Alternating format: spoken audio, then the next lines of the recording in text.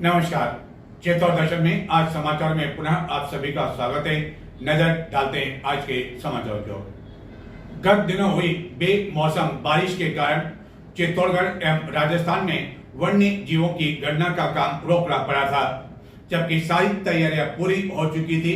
लेकिन कई स्थानों पर वन्य क्षेत्र में जगह जगह खड्डों में पानी भर गया था और ऐसी स्थिति में वन्य जीवों की गणना संभव नहीं थी। और अब 11 जून को यह वन्य जीवों की गणना की जा रही है, जिसके लिए सभी तैयारियां पूरी की जा चुकी है। चित्तौड़गढ़ के समीप बस्सी वन्य अभयारण्य के साथ ही जिले में अन्य कई स्थानों पर यह गणना की जाएगी, जिसके लिए अलग अलग स्थानों पर मचान लगाए गए हैं। यह वन्य जो जीव गणना है यह प्रति वर्ष की जाती है। हालांकि गत कुछ वर्षों में अलग अलग कारणों से यह नहीं की जा सकी।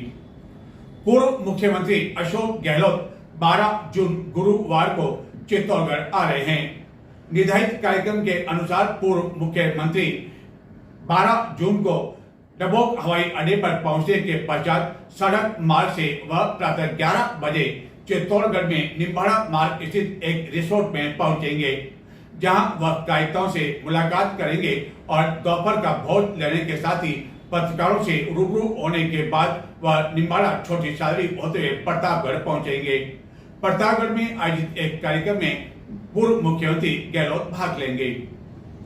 एक कहावत है, तू डाल डाल में पात पात, और इस कहावत को चरितार्थ कर रहे हैं ऐतिहासिक और वीरों की नगरी चित्तौड़गढ़ के कई लोग। किस तरह कर रहे हैं इस कहावत को चरितार्थ बताते हैं।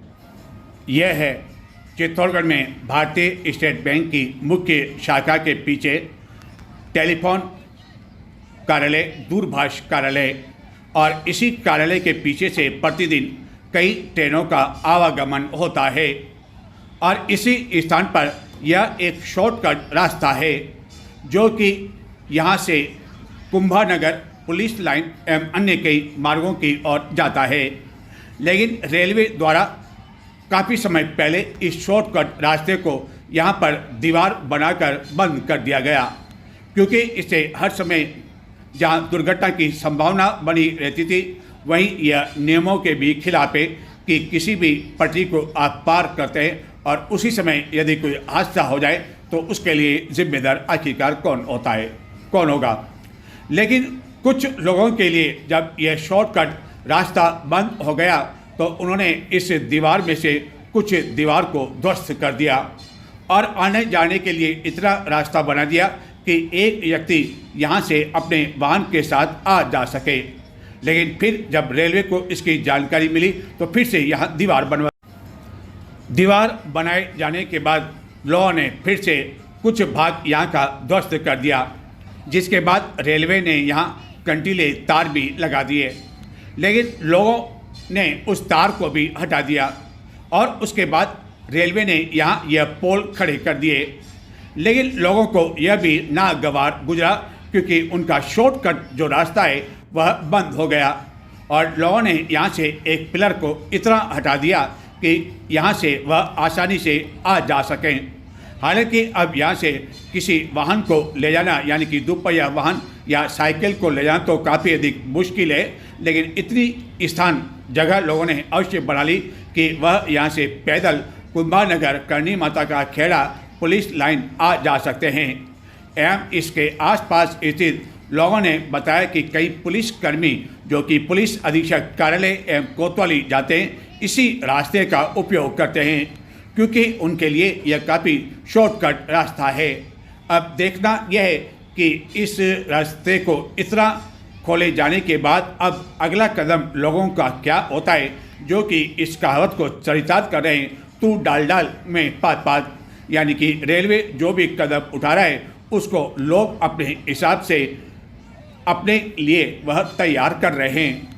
लेकिन इस तरह का यह शॉर्टकट रास्ता कभी भी लोगों के लिए घातक साबित हो सकता है और इसके लिए कभी भी कोई हादसा भी लोगों के साथ हो सकता है, जैसा कि अन्य स्थान पर कई बार होता रहा है। उसका केवल कसूर इतना था कि वह अपनी मस्ती में जिया करता था। किसी तरह का कोई तनाव नहीं था, किसी तरह की कोई चिंता नहीं थी। वह कभी चिंता नहीं करता था कि वह व्यक्ति किस तरह बुलंदी को पार कर रहा है, सफलता छू रहा है, और वह क्यों तरक्की कर रहा है, वह क्यों आगे बढ़ रहा है। क्योंकि उसे समय ही नहीं मिलता था। वह इसलिए नहीं मिलता था कि वह अपनी मस्ती में खुश रहता था।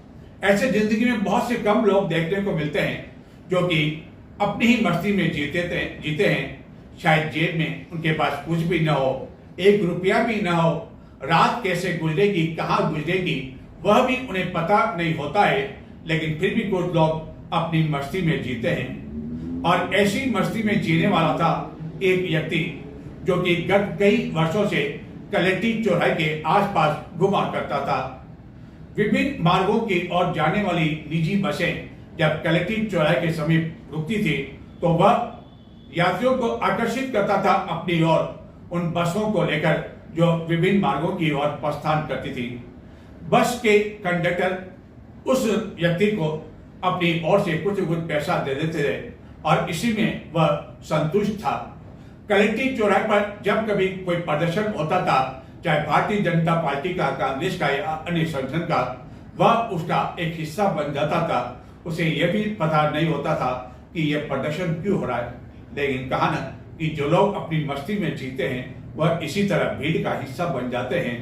लेकिन हुआ क्या, गत दिनों एक निजी बस चालक ने उसे अपनी चपेट में ले लिया।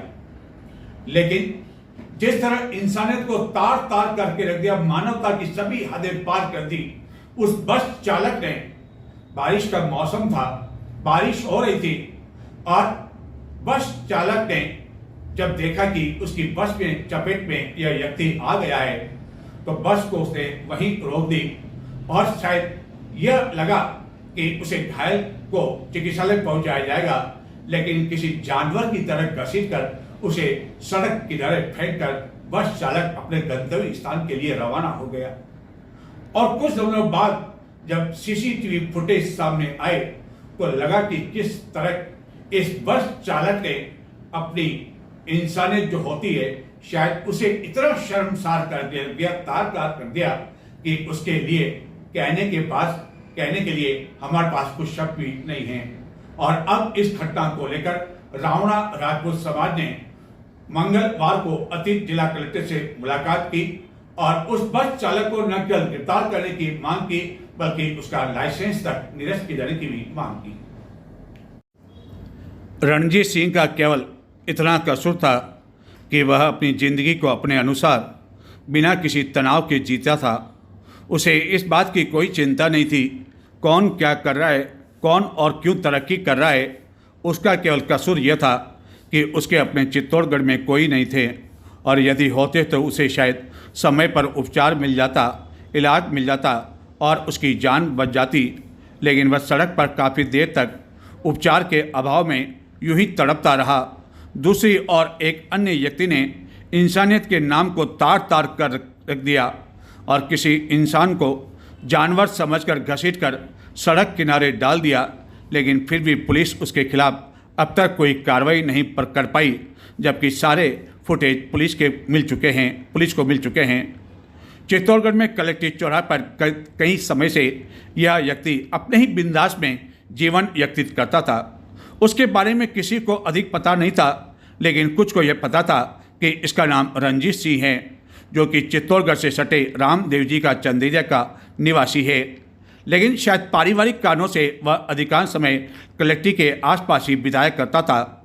कलेक्ट्रेट चौराहे पर चाहे किसी भी राजनीतिक दल या संगठन का प्रदर्शन होता था, वह भी उसका हिस्सा बन जाता था। उसे यह न पता होता था कि आखिरकार यह विरोध प्रदर्शन क्यों हो रहा है, लेकिन वह बस केवल उनके साथ सुर में सुर मिला लिया करता था और वह भी बिना किसी तनाव के बस हमेशा अपने साथ हनुमान का गोटा रखा करता था और ऐसा लगता था कि वह हनुमान का भक्त है। कभी कभी अपनी मूँछों पर ताव भी दे दिया करता था और हमेशा की तरह वह कलेक्ट्रेट चौराहे पर गत दिनों बारिश के समय इधर उधर टहल रहा था। तभी एक तेज रफ्तार से आ रही बस ने उसे अपनी चपेट में ले लिया और चपेट में लेने के बाद ऐसा लगा कि घायल रणजीत सिंह का वह उपचार करवाने के लिए ले जाएगा, लेकिन बस चालक ने बस सड़क के बीच रोकी और बाद में तड़पते हुए इस घायल रंजीत सिंह को किसी जानवर की तरह घसीटकर सड़क किनारे इस तरह डाल दिया मानो यह इंसान न हो कोई जानवर हो, और उसके बाद वह चला गया। मालूम भी नहीं पड़ता कि आखिरकार रंजीत सिंह के साथ क्या हुआ। काफ़ी देर तक वह तड़पता रहा लेकिन उसे उपचार नहीं मिल पाया। फिर जैसे तैसे लोगों ने मानवता दिखाई और उसे चिकित्सालय भी पहुंचाया, लेकिन समय पर उपचार नहीं मिल पाने के कारण रंजीत सिंह की मौत हो गई। लेकिन इस घटना ने कई सवाल खड़े कर दिए कि क्या अब इंसानियत बची नहीं है, क्या मानवता बची नहीं है, जो इस तरह कोई भी आता है और तार तार करके चला जाता है। कलेठी चौराहे के समीप जहां यह घटना घटित हुई वहां कई सीसीटीवी कैमरे भी लगे हुए हैं और उसी फुटेज से पता चला कि किस तरह एक निजी बस चालक ने मानवता को तार तार रख दिया। और उसके बाद 7 जून को इस बस चालक के खिलाफ पुलिस कोतवाली में मामला भी दर्ज हो चुका है, लेकिन अब तक न तो बस को जब्त किया गया न चालक को गिरफ्तार किया गया है। और अब इस घटना को लेकर लोगों में आक्रोश है, गुस्सा है कि सब कुछ पुलिस को मिल चुका है तो आखिरकार बस को जब्त क्यों नहीं किया गया और चालक को गिरफ्तार क्यों नहीं किया गया, और परिवहन विभाग को इस बस चालक का लाइसेंस निरस्त कर देना चाहिए जैसा कि बड़े शहरों में होता है। तो आखिरकार यहाँ अब तक क्यों ऐसे चालक के साथ नरमी बरती जा रही है, क्यों क्यों क्यों आखिर। नजर डालते हैं कुछ अन्य समाचारों की ओर, लेकिन संक्षिप्त में देखते रहें चित्तौड़ दर्शन। चित्तौड़गढ़ के प्रताप नगर स्थित डाइट टोर मोक्ष धाम में आषाढ़ पूर्णिमा के अवसर पर विधायक चंद्रभान सिंह आर्या के नेतृत्व में फल एवं छायादार पौधे लगाकर इनकी देखभाल किए जाने की जिम्मेदारी ली गई। गत कुछ दिनों से इस मोक्ष धाम की स्थिति सुधारने के लिए लोगों द्वारा विभिन्न कार्य किए जा रहे हैं, जिसके तहत यहाँ पौधारोपण किया गया। हालांकि नगर परिषद ने इसका संचालन का काम ले रखा है, लेकिन उसके द्वारा कोई ध्यान नहीं दिया जा रहा है। श्री क्षत्रिय युवक संघ के संरक्षक एवं चतुर्थ संघ प्रमुख भगवान सिंह की स्मृति में जौहर भवन में मंगलवार को श्रद्धांजलि सभा का आयोजन किया गया। इस अवसर पर विभिन्न वक्ताओं ने विचार व्यक्त किए एवं श्री क्षत्रिय युवक संघ के जोगेंद्र सिंह द्वारा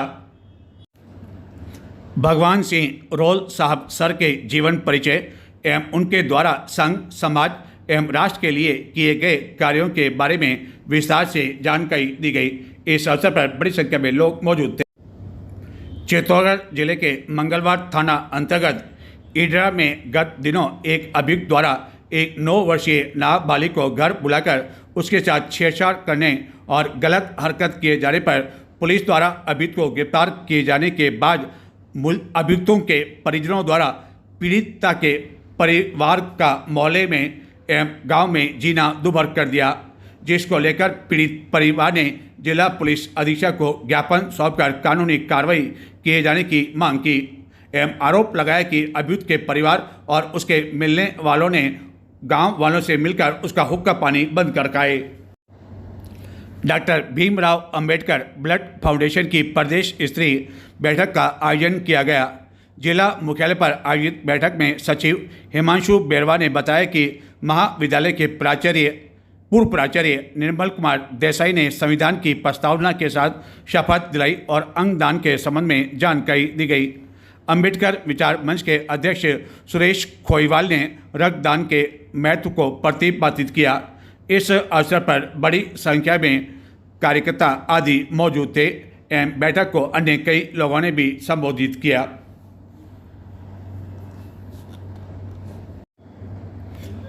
राजस्थान के कैबिनेट मंत्री जोराराम कुबावत गुरुवार 12 जून को चित्तौड़गढ़ जिले के दौरे पर आ रहे हैं।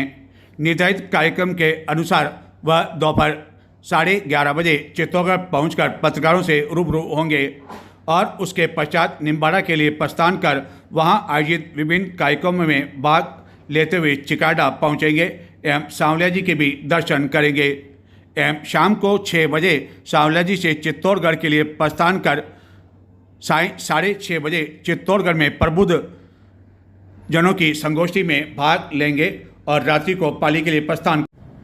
तो ये थे आज के समाचार और चित्तौड़ दर्शन चैनल को अब तक आपने सब्सक्राइब नहीं किया हो तो आज ही सब्सक्राइब अवश्य करें और प्रतिदिन रात्रि को सोशल मीडिया के विभिन्न प्लेटफॉर्म पर आप देख सकते हैं चित्तौड़ दर्शन को। नमस्कार।